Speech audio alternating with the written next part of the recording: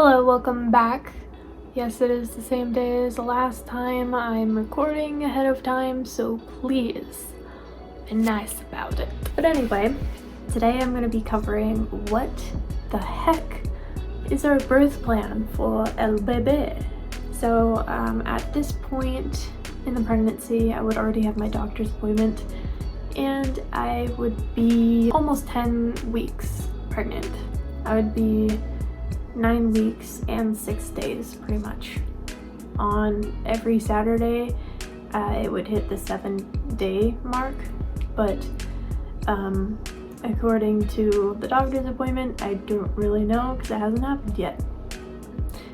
Stay updated on the TikTok because I probably would have already put updates about that, about how it went. So follow the TikTok page if you want any updates other than on the YouTube channel. Now let's go over what is the birth plan. There are a few things that I need to explain before I explain the birth plan itself. Me and my boyfriend have not got married, hence the word boyfriend, because he is on an insurance plan with his father until he's 26. And that insurance plan does not want him to get married or have children under his name until he is dropped. Because then if he does get married or have a child underneath his name, he will be dropped immediately from the insurance because they are very strict. The reason he needs his insurance is because the insurance provides the medication that he needs for his rheumatoid arthritis, which he needs to take Humira shots for. Also, it helps pay for some doctor's appointments, not completely all of them, but most of the doctor appointments. His Humira shots would originally cost about $20,000 per month, or per shot, which he gets per month. And right now all he has to pay is $5 a month for the Humira, which is very drastic if you can't tell. And that's really good insurance. He's not going to find anything better than that. So he might as well stay on it while he still can. It's a smart way to just keep on the insurance because he can't really afford to do any other insurance because they want too much. So that being said, he cannot sign the birth certificate. Even though he is the father, the biological father of the child, he cannot sign the birth certificate. If his insurance finds out that he has signed the birth certificate, he will be kicked off the plan immediately, and that is not something he wants because he doesn't want to live in pain without going to doctor's appointments.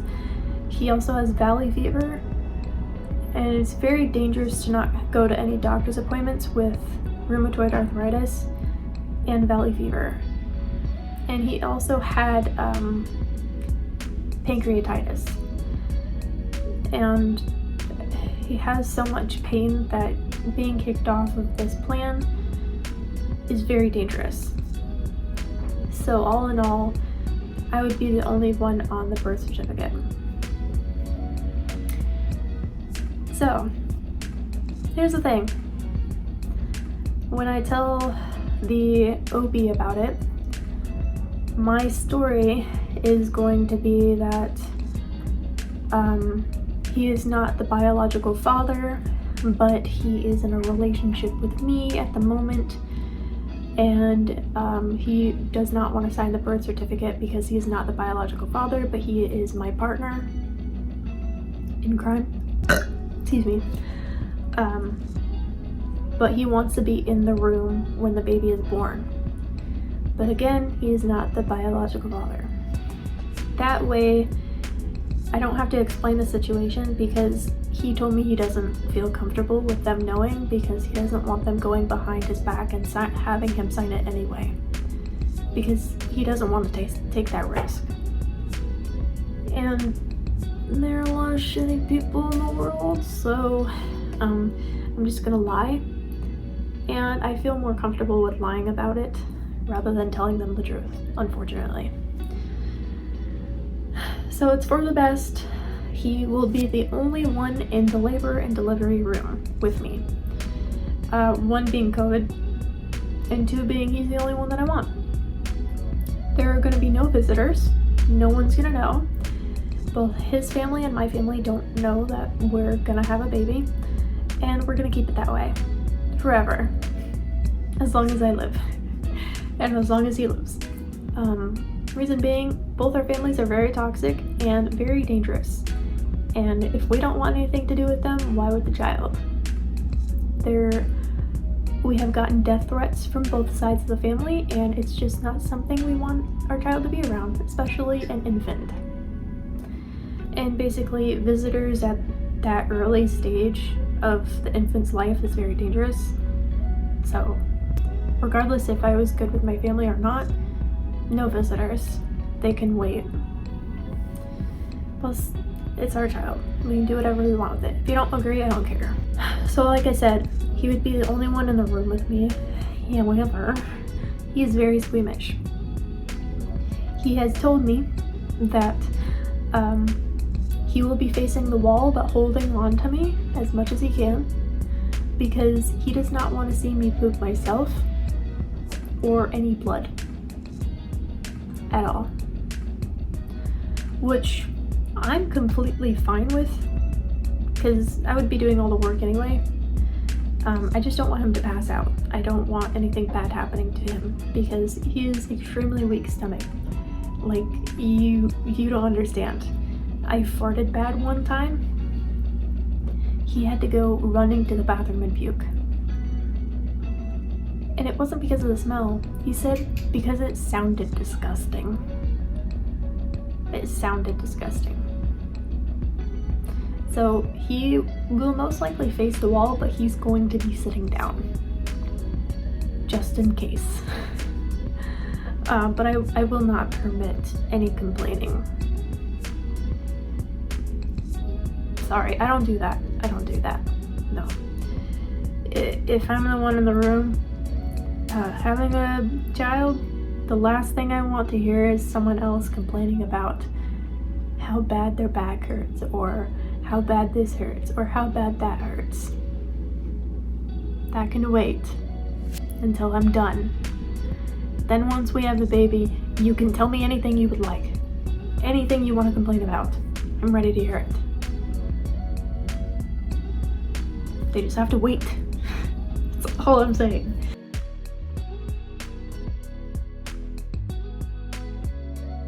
Okay, so I hate pain. Who likes pain? Not me.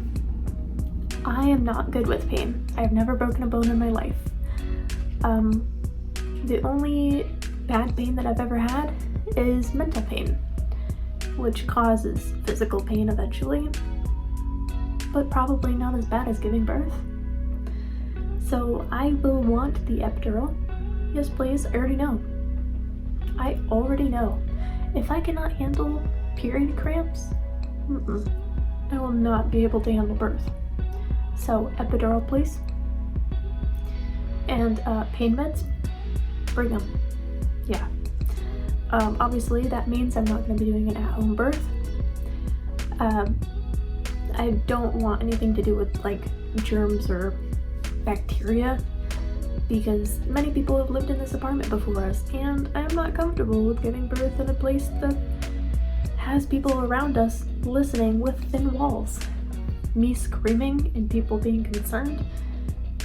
I'd rather do that at the hospital and then know why I'm screaming.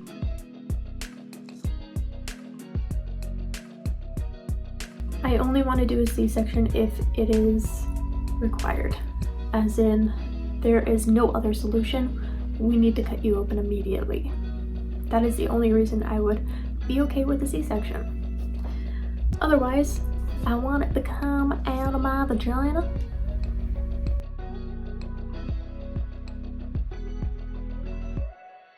I want the cord clamp to be delayed until the pulsing stops. Apparently that's good for the baby. I'm just gonna take that advice and run with it. So, cord clamp, that's what I want.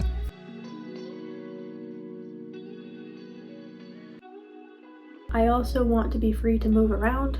If I need to, I want to move around. I also don't want to be restricted to only my back giving birth. I want to be able to move into different positions if that is comfortable for me. And I'm going to try my best to be very stern about it. Because I'm one of those people that if I'm not happy with my haircut from the hairdresser, I won't say anything because I don't want to hurt their feelings or something. Or I'm embarrassed. This is different because not only am I taking care of myself, I'm taking care of another human being, and I don't want anything to go in a way that I don't approve of.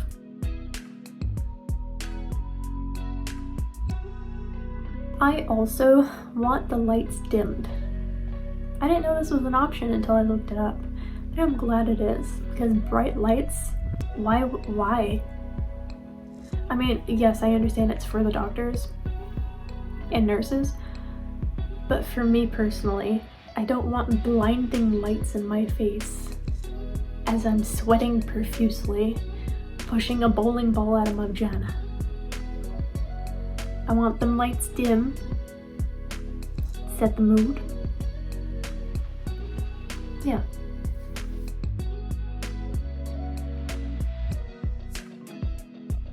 I do want to save the placenta. I have not decided what I want to do with it because I don't know how expensive it is. I definitely won't eat it straight up because that's disgusting. And I also won't be able to take the pills because I have a pill phobia. So also I know that that can be expensive. So I haven't really decided what I want to do with the placenta just yet, but I know I don't want it to like be thrown away. I want it somehow.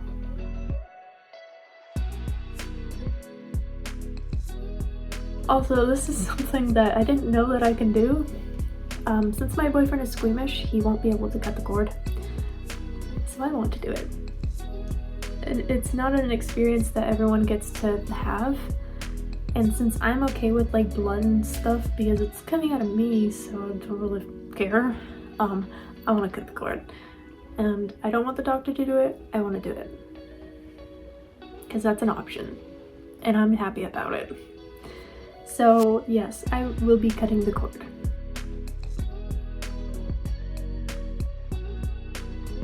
All exams on El Bebe will be done on my chest. Because people say you can wait after golden hour, which golden hour is just putting the baby immediately on skin to skin on mama's chest for about an hour or so. And that helps with chemicals in the brain, stuff like that. But if they can just do the exams on the chest, then just do it, I guess. That's fine with me. If it needs to be done, then it will be done.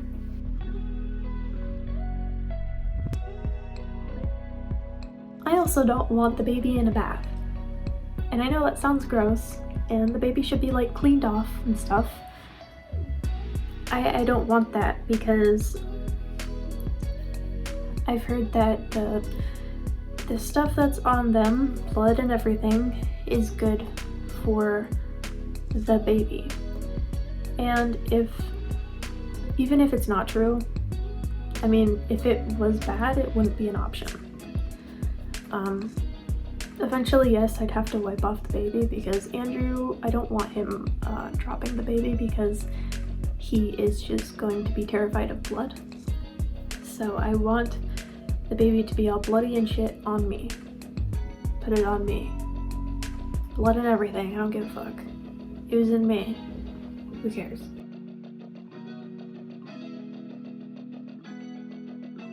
that covers what I wanted next in the thing.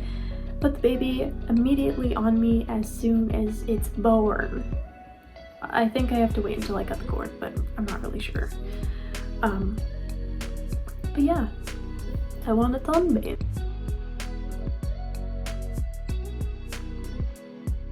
Next is formula. It's strict only formula feeding. The reason is I can't breastfeed because I'm on antidepressants. I'm not allowed to breastfeed while I'm on antidepressants because it's bad for baby. So, cannot do that. That's all. That's why it's only formula. And yeah, I can't really say much else about it. Am I sad that I can't breastfeed? No, I'm honestly not. Might change my mind later, but right now I'm not.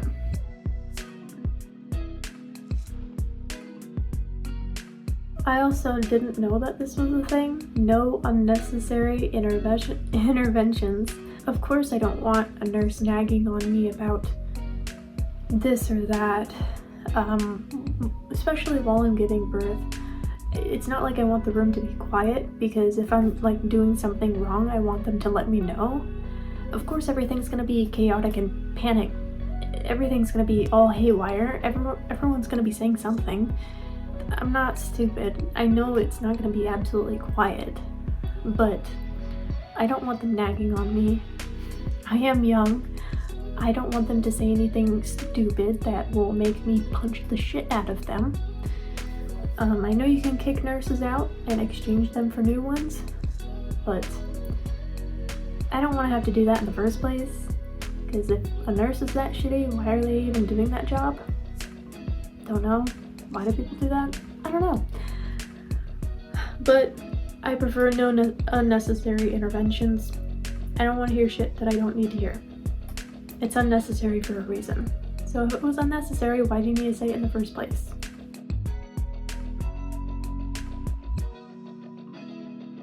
Okay, next is the cord blood saved.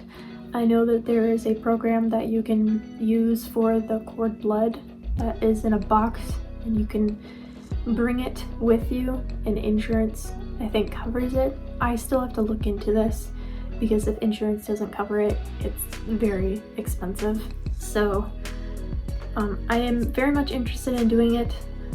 I have yet to put in the research to do it because I am very early on in the pregnancy. So I have a lot of time to make these decisions, and I'm purposely waiting for when I meet with my OB to talk about it more in the future. So this will be updated, but this is just an initial plan.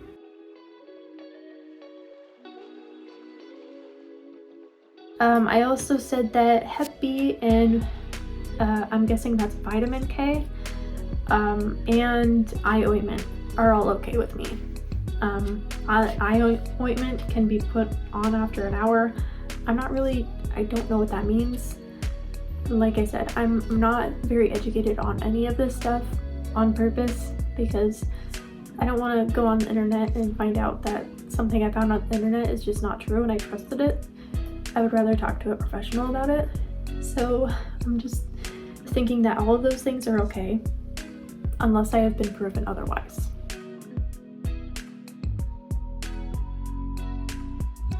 I want the baby to stay in the room with me at all times. Baby will not be taken away from me at all. If I see the baby out of my sight, I am going to throw a fit. I don't know about the COVID stuff, but hopefully by the time I give birth, which would be in somewhere like November, December, the COVID thing won't be that much of an issue at that point.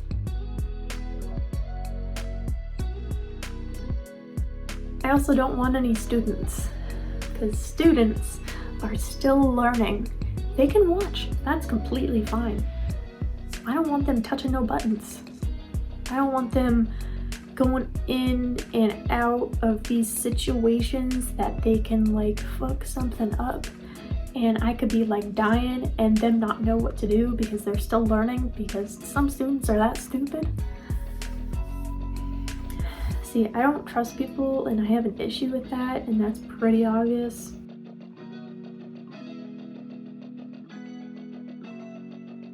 I also want Andrew to have that opportunity to have the skin on skin with baby, because I've heard that that is beneficial for baby and daddy to bond. Obviously baby will have to be cleaned up for his sake, and that's pretty much the birth plan. So far, I haven't really planned anything else. I've looked up pretty much everything online so far, and those are just general things that I found to be a good idea. People have said that birth plans are just not always followed through, and people just wing it and have a better time doing it that way rather than stressing about a birth plan. Personally, I stress about everything, so having a birth plan just in case, even if they don't read it, is completely fine with me, as long as I spent the time knowing that I did all the right steps in the meantime. Even if it does not go that way, I will have that resource. So yeah, of course I know it's not gonna all go as planned, nothing ever does, but at least I feel comfortable enough doing all that I can and knowing I tried. So if it goes bad, at least I have a good story. Unless it ends out bad, and I won't be here. Anyway, I will see you next Wednesday, so next week. Stay updated with my TikTok, which should be in the description or on the video, I'm not really sure just yet. And yeah, I hope you have a wonderful rest of your day. Bye!